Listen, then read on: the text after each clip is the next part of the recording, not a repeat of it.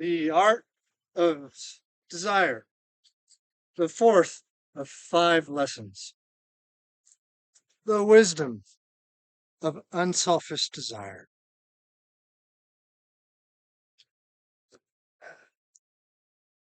If one's actions and activities are such that they bring immaterial satisfactions, such as selfish interests for fame, fortune, or position of status, and are to be well spoken of into one's experience, then they are physical in nature.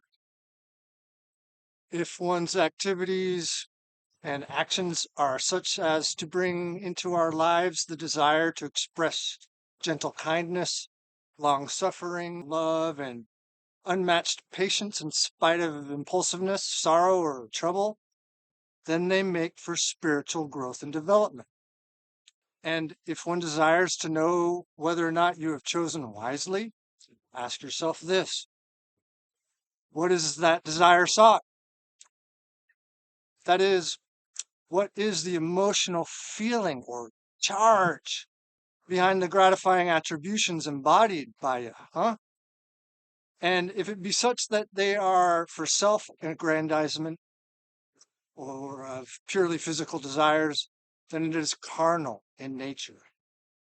Whereas if it is such that they craft a channel for the expression of enlightenment, goodness, and integrity, then it is again spiritual in origin and hence righteous, man, right? However one reacts as to the choices we ourselves alone make, that which is sown is always reaped again in another way, shape, fashion, form, or function, somehow, either properly, as in like tending to one's own garden from seed to bountiful fruition, or terribly, with indifference or neglect, thus inviting vermin, pestilence, and or contamination to soil your hands, feet, and clothes. So to speak in analog, unless and until aspirations or intentions have been smelted and purified in the crucible of thy life, as forged, tempered, and quenched in such tests after tests of strength and resilience, one will continue to produce shoddy workmanship and further violations of every kind.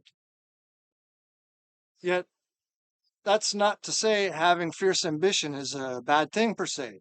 Nay, au contraire, mon ami.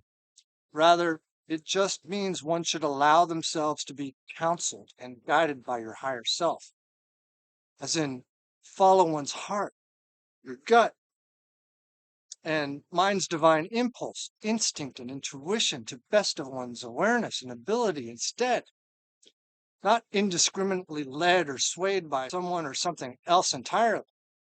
Get real and keep it real.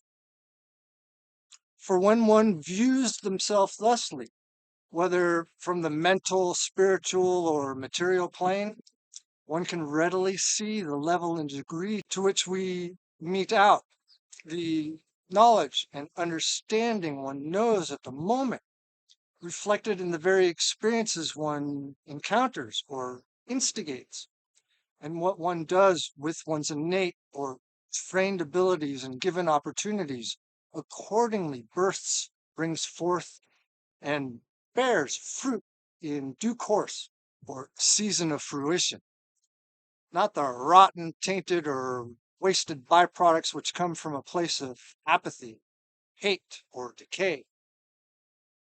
One is either at peace within or filled with consternation, doubt, and fear throughout. Would one have peace and prosperity? Then make thy life peaceful enough for others to love, and towards those against whom one may hold a grudge or cares not for, as well as the way one would want to be treated themselves, with dignity and respect nevertheless.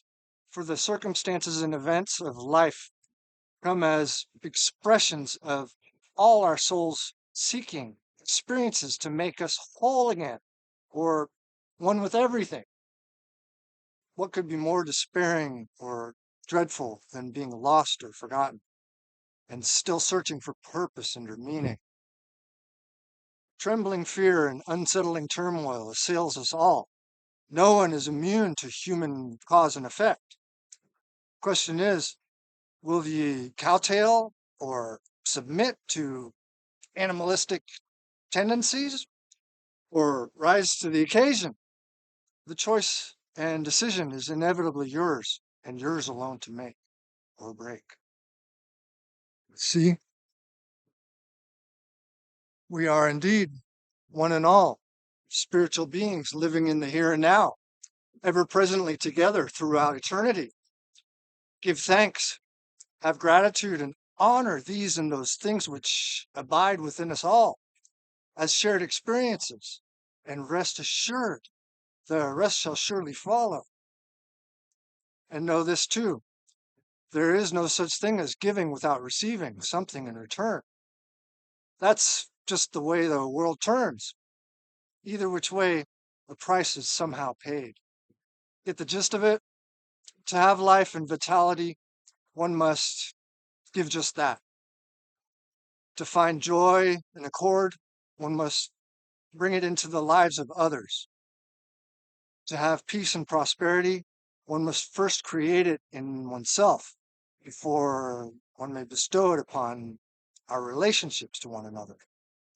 After all, like likes to get like, doesn't it? One doth not gather apples from thistle bushes, nor oranges from bramble patches. As much as one does not find love in malice or hate. Choose the way of wisdom, for goodness sake, and align thy desire with same intention in mind. You're welcome.